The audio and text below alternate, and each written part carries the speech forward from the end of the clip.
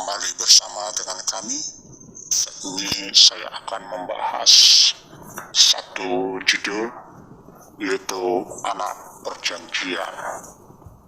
Berawal dari kisah sebelumnya, ketika Allah berfirman kepada Abram, yaitu supaya Abram pergi dari negerimu dan dari sanak saudaramu dan dari rumah bapamu ini ke negeri yang akan kutunjukkan kepadamu. Awalnya kita bisa melihat ya bahwa Abraham sebelumnya dibesarkan di Ur Kasdim, sebuah kota penting di dunia zaman dulu. Para ahli arkeolog telah menemukan bukti-bukti tentang sebuah peradaban yang berkembang di sana pada zaman Abram. Kota itu melakukan perdagangan yang luas dengan negara tetangganya dan memiliki perpustakaan yang sangat besar. Dibesarkan di Ur, Abram kemungkinan juga berpendidikan baik pada waktu itu. Bahkan kita tahu bahwa Abram adalah orang yang berkeadaan dan dia memiliki seorang ayah bernama Terah, di mana Terah meninggalkan Ur untuk pergi ke Kanaan, tetapi malah tinggal di Haran. Mengapa ia berhenti di tengah jalan? Kemungkinan karena kesehatannya, iklim, atau cuaca, bahkan karena takut. Namun ini tidak mengubah panggilan Abram, di mana berfirmanlah Tuhan kepada Abram, supaya pergi dari negerimu dan dari sanak saudaramu dan dari rumah bapamu ini ke negeri yang akan kutunjukkan kepadamu. Abram menghormati kepemimpinan ayahnya, namun ketika Terah mati, Abram berjalan terus ke Kanaan. Kehendak Allah bisa datang secara bertahap, sama seperti waktu di Haran merupakan masa transisi bagi Abram. Demikian juga Allah mungkin memberi kita masa transisi dan masa untuk menanti guna, membantu kita agar bergantung kepadanya dan mempercayai waktunya. Bila kita dengan sabar melakukan kehendaknya selama masa transisi tersebut, kita akan lebih siap untuk melayani dia sebagaimana yang seharusnya ketika ia memanggil kita. Jadi waktu itu ketika Abraham dipanggil oleh Allah ini, maka Allah juga menyampaikan satu janji kepadanya, di mana kita bisa melihat ya di dalam kitab Permulaan atau kitab Kejadian pasal 12 ya ayat 2, di mana di situ mengatakan, aku akan membuat engkau menjadi bangsa yang besar dan memberkati engkau serta membuat namamu masyhur dan engkau akan menjadi berkat. Dan di ayatnya yang ketiga, Allah menegaskan penyertaan Allah kepada Abraham bahwa aku akan memberkati orang-orang yang memberkati engkau dan mengutuk orang-orang yang mengutuk engkau, dan olehmu semua kaum di muka bumi akan mendapat berkat. Jadi di situ bahwa setiap orang yang memberkati Abraham dan keturunannya, maka mereka akan diberkati oleh Allah. Dan barang siapa juga yang mengutuk orang-orang keturunan daripada Abraham, maka mereka juga akan dikutuk. Jadi di sini kita bisa melihat ya satu kisah bahwa hal ini sampai sekarang senantiasa dialami ya oleh keturunan daripada Abraham ya.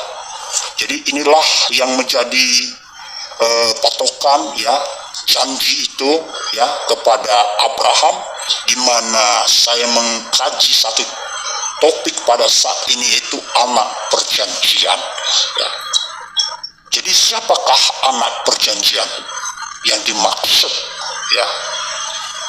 Jadi melalui pertanyaan ini kita akan melihat dan mengkaji secara teliti kebenaran-kebenaran daripada anak perjanjian di dalam kitab-kitab tertua. Kita juga mengetahui bahwa Abraham memiliki seorang istri yang sangat dia kasihi, seorang istri yang sudah disahkan dan yang telah Allah pilihkan untuk dia. Ya. Jadi kita tahu bahwa istrinya ini pada waktu itu tidak memiliki anak, ya, sampai masa di mana janji Allah itu digenapi. Istrinya bernama Sarai. Ya. Jadi kalau kita berada dalam posisi seperti ini, barangkali tidak ada hal yang lebih berat daripada menunggu.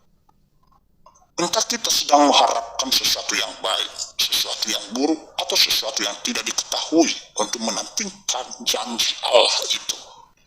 Satu cara yang sering kita lakukan untuk mengatasi penantian yang lama adalah dengan mulai membantu Allah untuk melaksanakan rencananya. Sarah mencoba cara ini. Dia sudah terlalu tua untuk berharap akan mempunyai anak sendiri. Karena itu ia menganggap Allah pasti berpikir tentang sesuatu yang lain.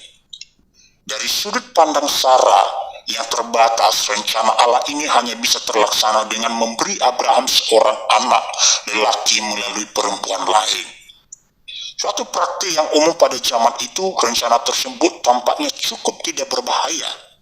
Abraham akan tidur dengan hamba Sarah, ya, itu hamba si Sarah, ya, bernama si Hagar, ya, pada waktu itu adalah hambanya atau pembantunya si Sarah, karena kita tahu bahwa Abraham adalah orang yang berkeadaan sehingga dia memiliki seorang pembantu, tetapi yang kemudian akan melahirkan seorang anak. Nah, jadi ini adalah merupakan pemberian daripada istri yang sah, ya.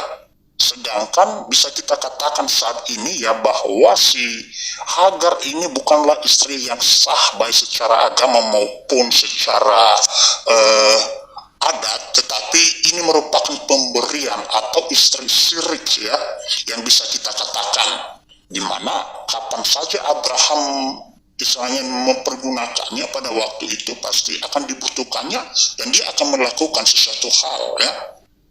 Kenapa? Karena itu sudah seizin daripada istri yang sah pada waktu itu. Ya. Jadi Sarah akan mengambil anak itu sebagai anaknya sendiri, ya. Rencana tersebut berjalan menyusul. Ya. Jadi kita bisa terkejut nanti oleh betapa seringnya Sarah tentunya menyesali hari itu ketika ia memutuskan untuk mendorong maju jadwal Allah, ya. Jadi dia mau melihat kembali, ya, bahwa kemungkinan besar inilah maksud Allah itu, ya. Jadi kadang sifat keraguannya, sifat kesabarannya itu sudah mulai habis, ya. Sebuah cara lain yang kita gunakan untuk mengatasi penantian yang lama adalah dengan secara berangsur-angsur menyimpulkan bahwa apa yang kita tunggu-tunggu tidak akan pernah terjadi. Sarah sudah berumur sekitar 90-an tahun untuk memperoleh seorang bayi. Ketika Allah memberitahu Sarah bahwa ia yang Allah bisa perbuat, melainkan karena sanksi mengenai apa yang Allah diperbuat melalui dirinya, ketika dikemukakan mengenai tawannya, Sarah berdusta sebagaimana yang ia lihat suaminya banyak kali lakukan. Sarah barangkali tidak ingin orang mengetahui perasaannya yang sesungguhnya, ya. Tetapi apa yang sudah dijanjikan oleh Allah, ya, kepada Abraham pada waktu itu harus digenapi, ya. Dimana kalau kita membahasnya di dalam Kejadian pasal 15, ya, sebelumnya dia dikatakan di situ bagaimana Abraham melakukan komunikasi dengan Allah sendiri, dimana di Kejadian pasal 15 di situ kita bisa melihat, ya, di mana Abraham memberikan jawab kepada Tuhan, "Ya Tuhan Allah, apakah yang akan engkau berikan kepadaku? Karena aku akan meninggal dengan tidak mempunyai anak, dan yang akan mewarisi rumahku ialah Eliezer, orang Damsyik itu." Lagi kata Abraham, "Engkau tidak memberikan kepadaku keturunan, sehingga seorang hambaku nanti menjadi ahli warisku." Ya, seakan-akan di sini kita bisa melihat, ya, Abraham itu masih memiliki keraguan, ya. Kenapa? Umurnya sudah tua, ya. Tetapi firman Tuhan kepadanya demikian, orang ini tidak akan menjadi ahli warismu, melainkan anak kandungmu, dialah yang akan menjadi ahli warismu. Ya. Lalu Tuhan membawa Abraham keluar serta berfirman, coba lihat ke langit, hitunglah bintang-bintang.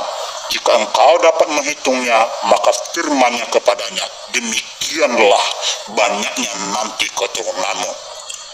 Lalu percayalah Abraham kepada Tuhan, maka Tuhan memperhitungkan hal itu kepadanya sebagai kebenaran. Jadi di situ kita bisa melihat ya bahwa Abraham diteguhkan ya, sehingga imannya semakin kokoh kembali ya. Dan pada waktu itu sebagaimana yang telah saya katakan tadi ya, istri daripada si Abraham atau istri saya tidak sabaran sehingga ia mau memberikan gundiknya ya, atau memberikan hambanya perempuan ya, hamba daripada si Sarah ini yang bernama Hagar ya, supaya ia menyuruh suaminya supaya menghampiri ya perempuan itu supaya melahirkan anak laki-laki dan ia akan mengangkat anak itu sebagai anaknya ya. Tetapi kita bisa melihat ya, Abraham pun menaati ya. Waktu itu Abraham menghampiri Hagar lalu mengandunglah perempuan itu. Ketika Hagar tahu bahwa ia mengandung, maka ia memandang rendah akan nyonyanya itu. Lalu berkatalah Sarai kepada Abraham, penghinaan yang kuderita ini adalah tanggung jawabmu ya. Jadi kita bisa melihat ya bahwa si Hagar tidak pernah tahu berterima kasih kepada si Sarah ya, atau nyonyanya pada waktu itu. Justru dia merasa sombong ya atas buah kandungan yang sedang ada di dalam rahimnya pada waktu itu ya. Sehingga akhirnya ia mengalami suatu tekanan atas perbuatannya ya. Tetapi walaupun si Hagar ya begitu sombong, tetapi malaikat Tuhan pada waktu itu senantiasa juga menyampaikan satu pesan kepadanya, bahwa ia akan mengandung dan akan melahirkan seorang anak laki-laki dan akan menamainya Ismail, sebab Tuhan telah mendengar tentang penindasan atasmu itu ya. Seorang laki-laki yang lakunya seperti keledai liar ya, demikianlah nanti anak itu tangannya akan melawan tiap-tiap orang dan tiap-tiap orang akan melawan dia, dan di tempat di mananya ia akan menentang semua saudaranya. Jadi di situ kita bisa melihat ya bahwa seorang juga anak itu akan benar ya, bahwa ia akan melahirkan ya yang memiliki sifat atau karakter yang buruk ya. Tetapi walaupun dia memiliki karakter yang buruk, tetapi penyertaan Tuhan juga senantiasa bersama dengan anak tersebut ya. Jadi selanjutnya kita bisa melihat kembali bagaimana janji Allah itu kepada Abraham ya, di mana dia ingatkan lagi ya bahwasanya di Kejadian pasal 21 ayatnya yang pertama ya, dikatakan Tuhan memperhatikan Sarah seperti yang diterimakannya, dan Tuhan melakukan kepada Sarah seperti yang dijanjikannya ya. Sesuai dengan judul kita, anak perjanjian ya. Maka mengandunglah Sarah, lalu ia melahirkan seorang laki-laki bagi Abraham dalam masa tuanya, pada waktu yang telah ditetapkan sesuai dengan firman Allah kepadanya ya. Jadi di situ kita bisa melihat bahwa janji Allah tergenapi kepada istri yang sah ya, yang sahid ya pada waktu itu, yang bernama si Sarah ya. Jadi waktu itu Abraham berumur 100 tahun ketika Ishak itu atau anaknya itu lahir baginya ya. Berkatalah Sarah, Allah telah membuat aku tertawa, setiap orang yang mendengarnya akan tertawa karena aku ya. Ini sesuatu hal yang sangat dahsyat sekali ya, di mana kita bisa melihat satu kekuatan di mana sangat loyal pada anaknya sendiri ya, di mana si Sarah itu dia sangat loyal pada anaknya sendiri. Dan kita bisa melihat prestasi ya, bahwa menjadi ibu sebuah bangsa serta leluhur, ya.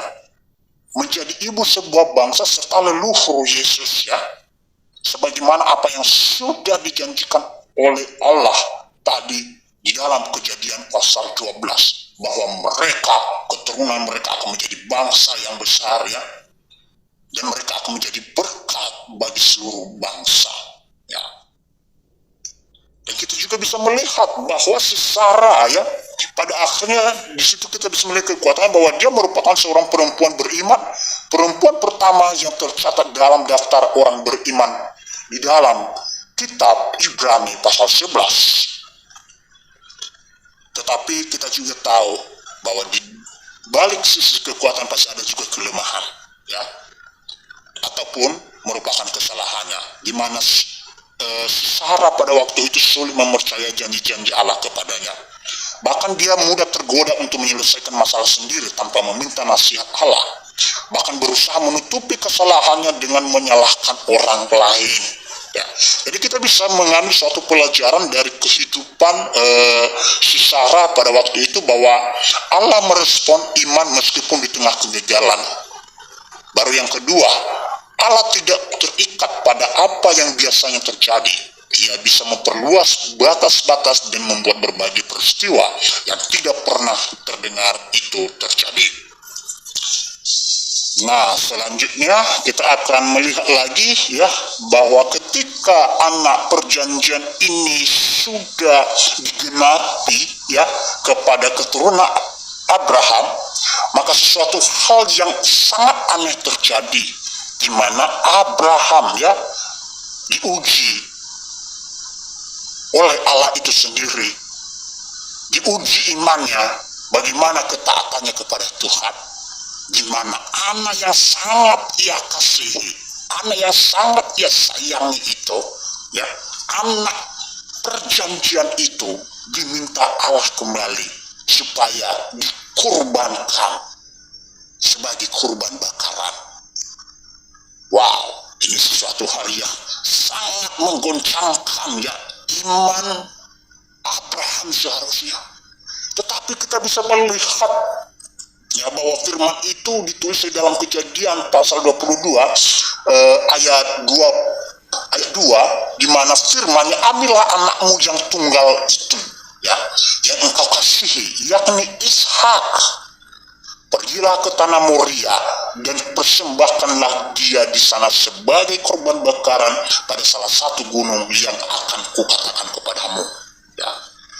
Jadi kita lihat respon Abraham pada waktu itu pasti shock sekali, tetapi karena dia adalah orang yang taat, dia percaya kepada Allah, dia percaya pada janji-janji Allah, bahwa tidak ada janji Allah yang gagal di dalam kehidupannya dan di dalam keluarganya, maka ia pun menaati perintah Allah tersebut, ya.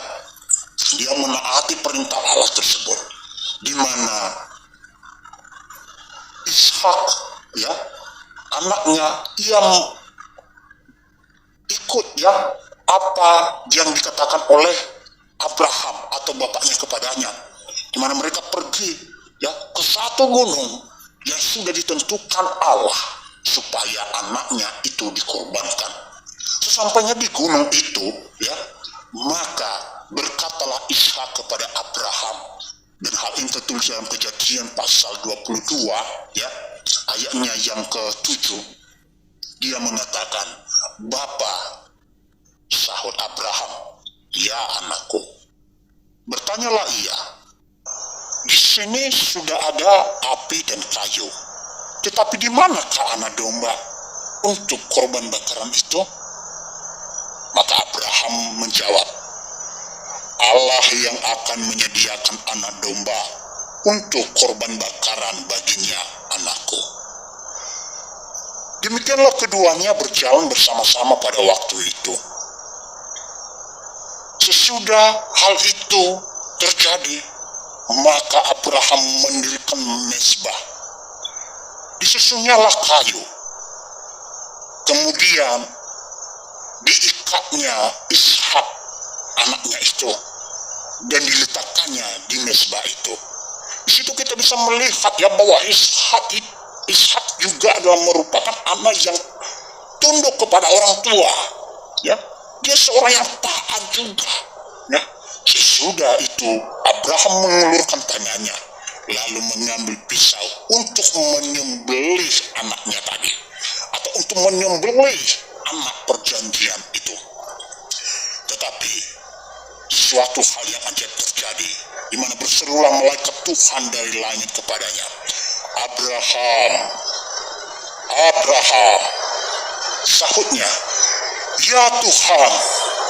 Lalu ia berfirman, jangan bunuh anak itu, dan jangan kau apa-apakan dia, sebab telah ku ketahui sekarang bahwa engkau takut akan Allah, dan engkau tidak segan-segan untuk menyerahkan anakmu yang tunggal kepadaku. Lalu Abraham menoleh dan melihat seekor domba jantan di belakangnya yang tanduknya tersangkut dalam belukar. Abraham mengambil domba itu lalu mengorbankannya sebagai korban bakaran pengganti anaknya. Dan Abraham menamai tempat itu Tuhan menyediakan. Ya, di sini kita bisa melihat ya bagaimana ketika Abraham itu diperhadapkan dengan ujian, ya bahkan dia tidak segan-segan. Anak yang sangat yang ia kasihi, anak yang sangat ia sayangi itu, dia mau mengorbankan itu kepada Tuhan. Tetapi Tuhan berbicara lain bahwa yang sempurna nanti akan datang, ya, bahwa yang sempurna itu akan datang, dan nanti kita akan melihat siapakah yang sempurna itu, dan biarlah hal itu menjadi tanda tanya bagi kita. Ya, jadi kita akan bisa melihat juga ya bagaimana kekuatan yang dimiliki oleh Ishak pada waktu itu, ya, bahwa dia adalah anak yang ajaib yang lahir untuk Sarah, dan Abraham ketika Sarah berumur 90 tahun dan Abraham berumur 100 tahun. Dia merupakan keturunan pertama dalam penggenapan janji Allah kepada Abraham sebagai anak perjanjian. Ya, jadi jawaban dari pertanyaan pertama tadi dari awal ternyata tergenapi, siapakah anak perjanjian? Dialah Ishak. Ya, tampaknya dia adalah suami yang peduli juga, ya, dan konsisten. Setidak-tidaknya sampai anak-anaknya lahir. Ya, dia juga menunjukkan ya kesabaran yang besar, ya. Tetapi di balik semua itu ada juga sesuatu hal kelemahan yang dimiliki oleh si Ishak, ya, di mana dalam tekanan ia cenderung berbohong. Dalam konflik ia berusaha menghindari konfrontasi. Dia bersikap pilih kasih terhadap anak-anaknya dan menjauhkan diri dari istrinya. Jadi pelajaran dari kehidupannya, pertama, kesabaran seringkali mendatangkan upah. Dan yang kedua, baik rencana Allah maupun janji-janjinya adalah lebih besar daripada manusia.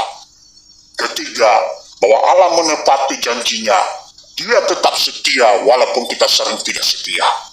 Dan yang keempat, pilih kasih pasti akan mengakibatkan konflik di dalam keluarga.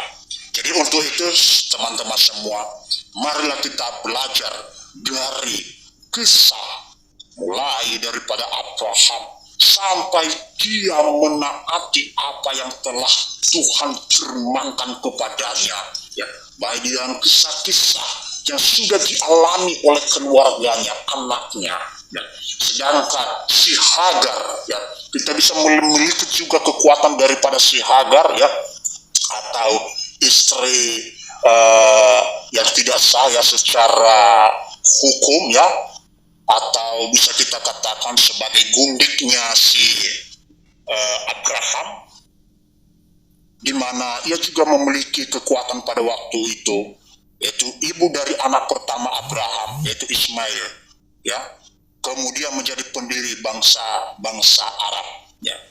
Sedangkan kelemahannya atau kesalahannya ketika menghadapi persoalan, dia cenderung lari, ya. Dan yang kedua, kehamilannya menimbulkan perasaan sangat bangga dan sombong, ya. Jadi setiap apa yang telah Tuhan berikan, janganlah kita merasa terlalu bangga dan merendahkan orang lain. ataupun kita merasa sombong karena Tuhan sudah memberikan berkat itu di dalam kandungan. Jadi kita harus tetap merendahkan diri di hadapan Tuhan dan juga di hadapan banyak orang. Ya. Jadi pelajaran dari kehidupannya, dan kehidupan Hagar itu Allah setia pada rencana dan janji-janjinya. Meskipun manusia membuat rumit prosesnya, Allah menunjukkan diri sebagai oknum yang mengenal kita dan yang ingin agar dikenal oleh kita. Baru yang ketiga, perjanjian baru memakai Hagar sebagai simbol dari orang-orang yang mencari kemurahan hati Allah melalui usaha mereka sendiri, bukan dengan mempercayakan kepada kemurahan dan pengampunannya. Maka untuk itu, mari kita renungkan firman ini, mari kita renungkan kebenaran ini. Apa yang baik, marilah kita aplikasikan di dalam kehidupan kita. Dan kalau ada juga sesuatu hal yang tidak baik, yang menurut kita, maka marilah kita tinggalkan hal itu. Dan kita harus menjadikan diri kita menjadi kemuliaan bagi Allah kita mulai saat ini. Terima kasih, sampai jumpa kembali. Tuhan memberkati.